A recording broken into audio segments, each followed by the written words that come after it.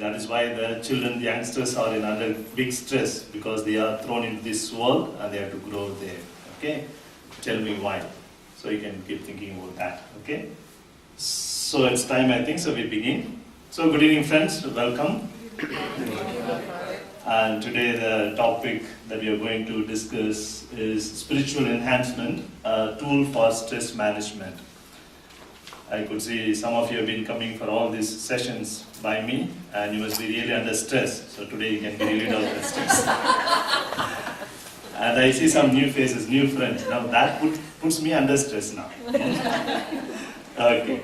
So today what we are going to do is to have some ideas about this stress, and then what are the causes of the stress, and what are the symptoms of stress, and how to deal with that. Okay?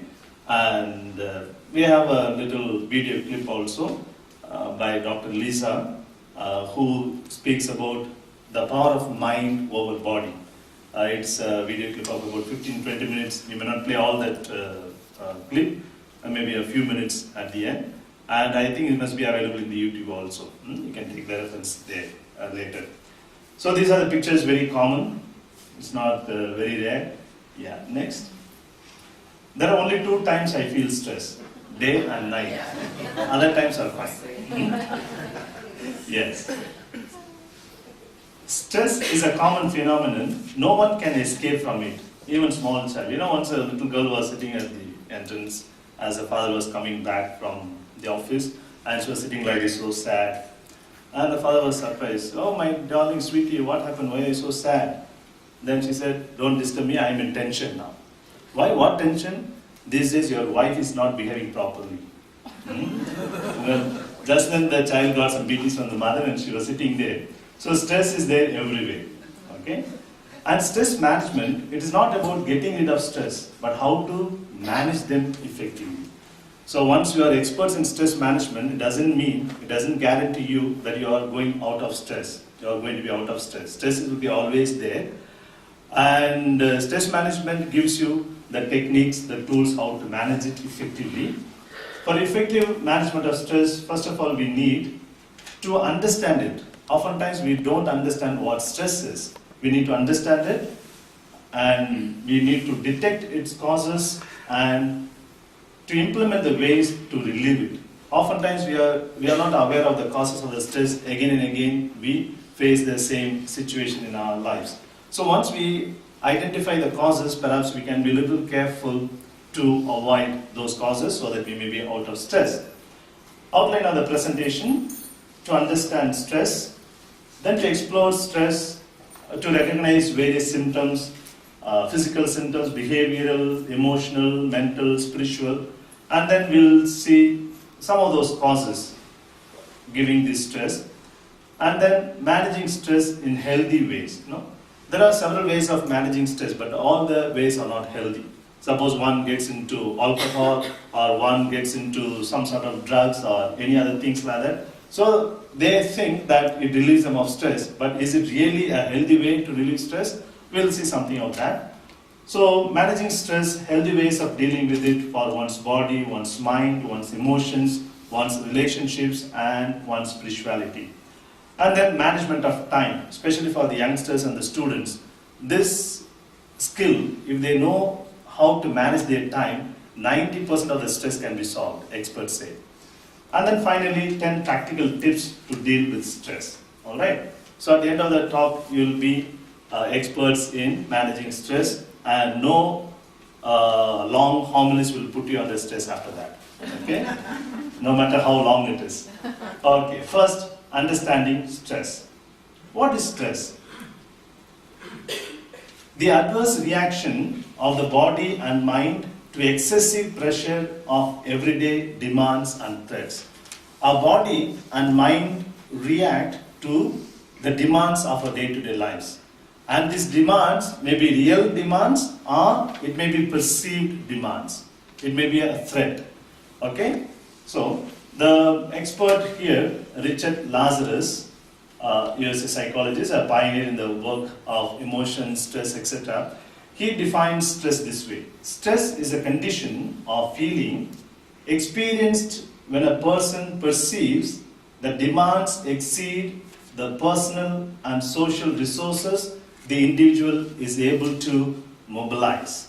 So the stress is a situation where an individual perceives, I have this much demands in my life today and I have this many resources to handle it. The resources may be my own personal resources or the resources I can mobilize with my friends, or it may be some economic resources, whatever may be. So on the one hand, the demands, on the other hand, the resources that I have. The next slide shows the demands and the resources to handle. When the demands are greater or more, or at least perceived to be more, then that results in stress.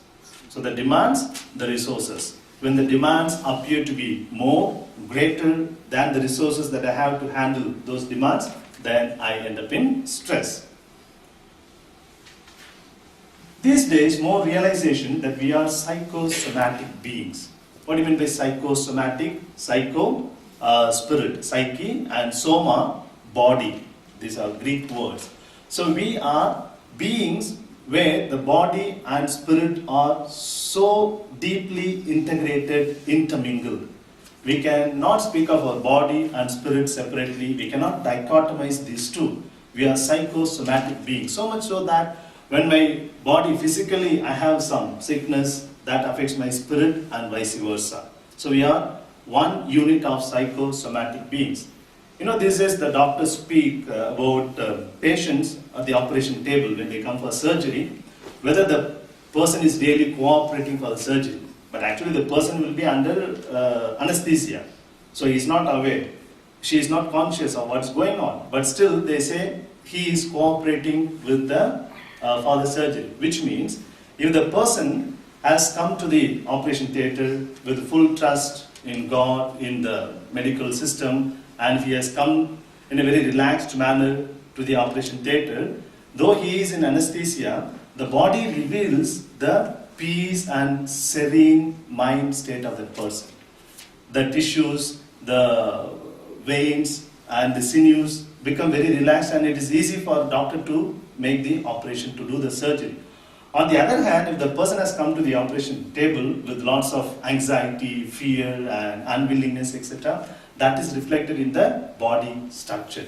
No, the person is totally unconscious. He or she is completely under anesthesia, but still the state of mind is affecting the body. And that shows one example to show how we are psychosomatic beings. And as I said, later we have that video clip where the doctor speaks about the power of mind over body. Again, that will highlight the same issue.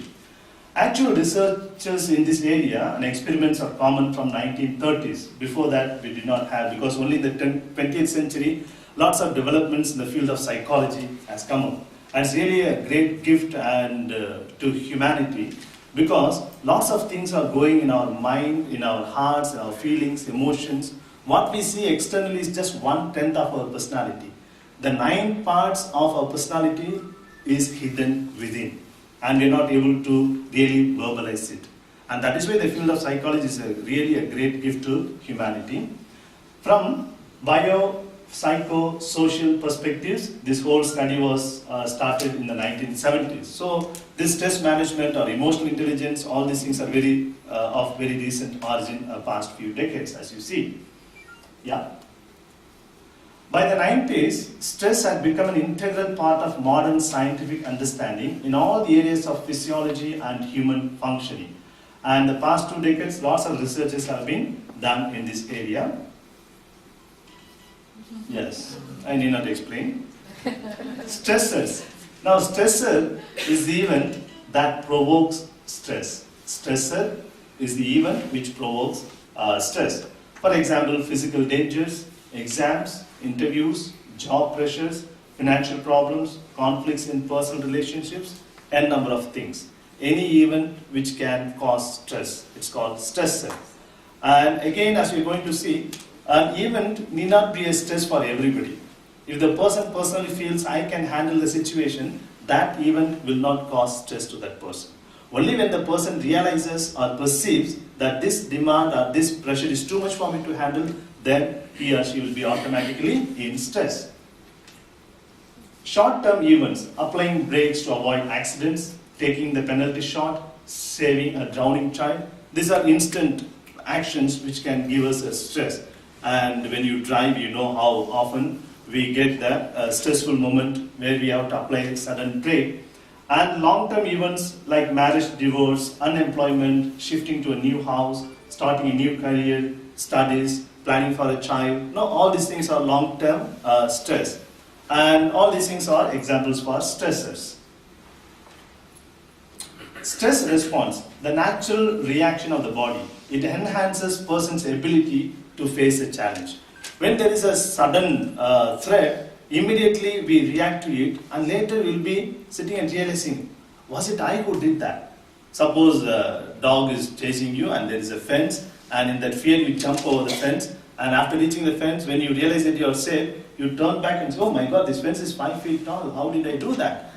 If it's ordinary, simple occasions, if someone asks you to jump that, you will not be able to do that. So there the body reacts to that particular event. How? We are going to see how our brain releases certain hormones that time. Yeah. It is the body's way of rising to a challenge, preparing to meet a tough situation with focus, strength, stamina, and heightened alertness. When the stressful event occurs, all these things are at our peak level. Suppose when you're driving, suddenly a child comes in something, you immediately apply your brake and you become very alert. And then your attention becomes focused and your stamina is increased, etc. It is a natural way of the body to react a stressful situation. Brain's functions at stress. Stress response system. Anyway, the next slide will explain how brain reacts to it. Hypothalamus is a little thing in the brain. It sends signals to the adrenal glands. And because of these signals, the glands produce hormones. And these hormones are known as adrenaline and cortisol. And these hormones are released to the bloodstream. So when I perceive an event, immediately hypothalamus activates. And it sends signals to the glands, and the glands produce these hormones. And adrenal also releases glucose and fatty acids to provide energy for fighting or fleeing. Either I should fight against a dog which is chasing me, or I should flee away. So for both, I need extra energy. So the brain commands the glands to release extra glucose and fatty acids into my blood, and I get the stamina and energy. Hormones make senses keener, memory sharper. One R is missing because my spelling is not sharp. Okay? Senses keener, memory sharper, and we become less sensitive to pain. And as I said, when you jump over the fence, suppose something scratched and it was bleeding, you will not realize that time. Only later we feel the pain and it was bleeding. So because we become less sensitive to pain, because all our attention was to avoid, to fight, or to flee away from that particular stressful situation. And it speeds up heart rate, breathing rate, blood pressure, and the whole metabolism. Blood vessels open wider to let more blood flow to large muscle groups, and it puts our muscles on alert. Pupils in the eyes dilate to improve our vision.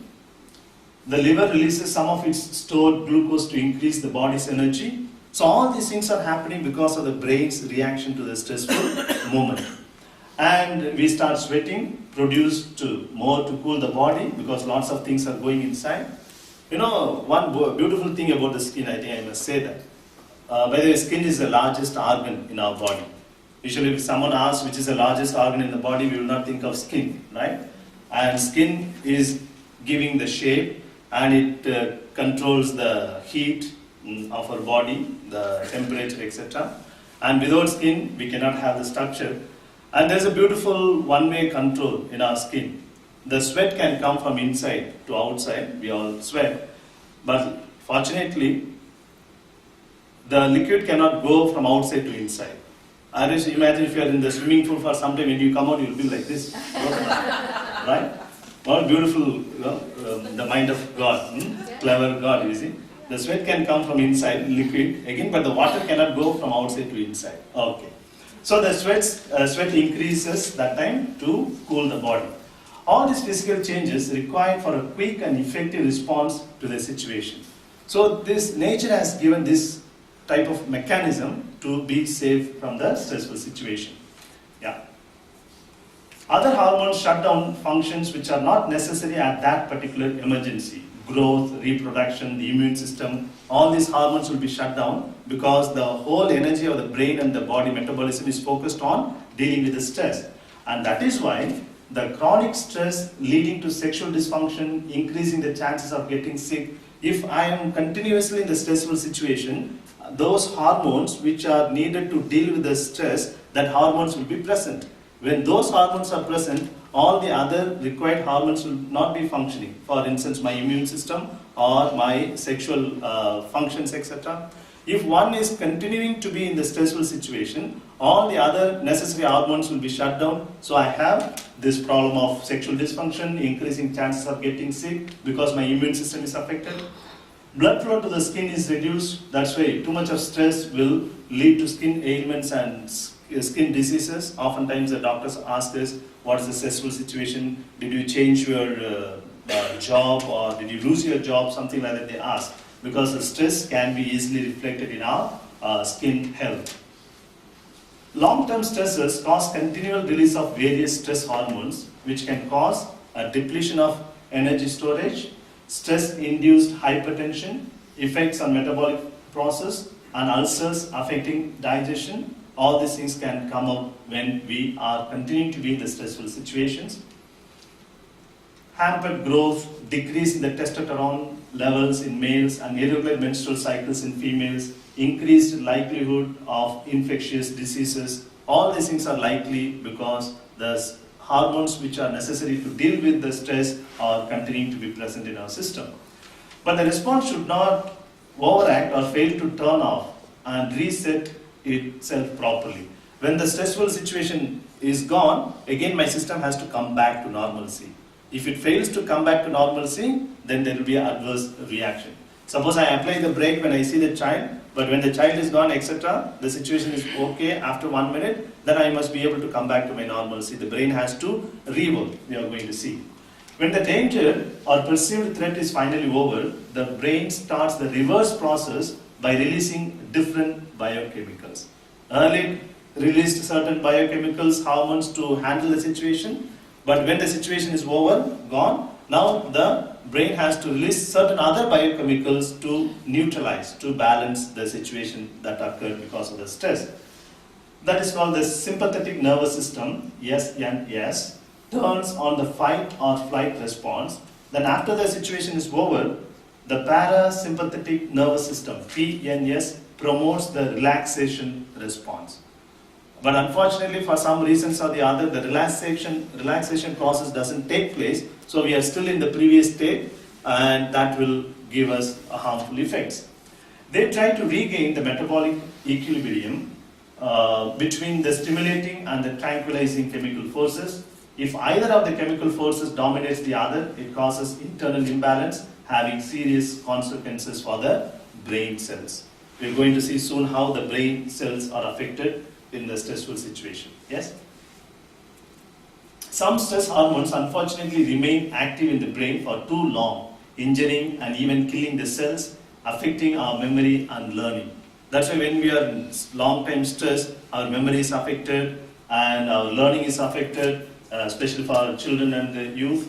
If SNS, sympathetic nervous system, dominates the other one, we need conscious effort to initiate a relaxation response and re-establish metabolic equilibrium.